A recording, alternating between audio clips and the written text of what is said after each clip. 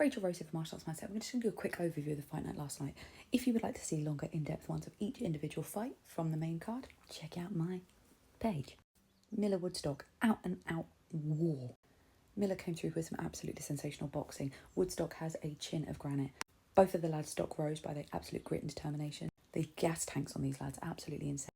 Miller won the fight quite cleanly with his absolutely beautiful boxing technique, straight 1-2s, incredible footwork.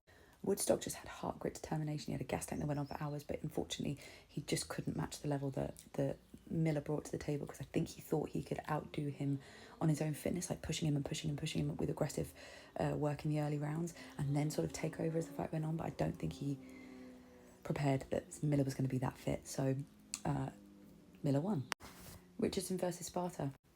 A good second fight for Richardson, a little jump up this time, a little bit more of a test.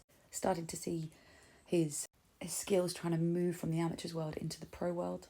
You could tell that there was a little bit more thought going into things. He was a little bit slower in the execution this time, sort of thinking about things a bit more. But he did a really good job, and I think that as he develops in the pro world, we're going to see more of him sitting down on those punches, putting weight behind them. I think he'll be a really, really exciting and dangerous fighter when he starts to really move into that side of the pro style of fighting and coming away from that amateur style. He came away with the win.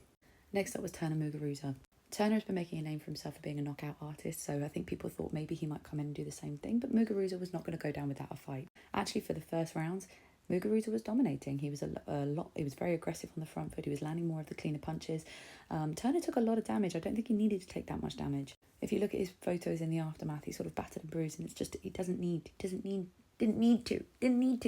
But anyway, in the 6th round, he came through with a left hook, knocked Muguruza to the canvas. He then got up after his 8 count and finished the job. So Turner came away with the knockout, and I think that technical knockout. I think Turner can come away with a lot of lessons from this, because his knockout game is incredible. His boxing is incredible. He just needs a bit more on the defense. It just felt like he was only thinking about offense quite a lot of the time, and took a lot of damage, like I said. But great fight. Turner came away with the win. And finally, the main card, Rafty versus Chamberlain. Honestly, one of the best fights of the year for me. I really, really enjoyed it. It was just absolutely sensational from beginning to end.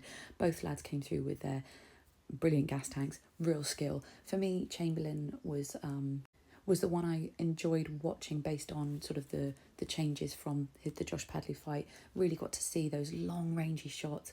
He also could take body shots like a champ, and he needs a pat on the back for that. The two of them went to absolute war. They both did beautiful stuff, like for like, and came up with majority draw. So the exciting thing is we get to run it back and see it again.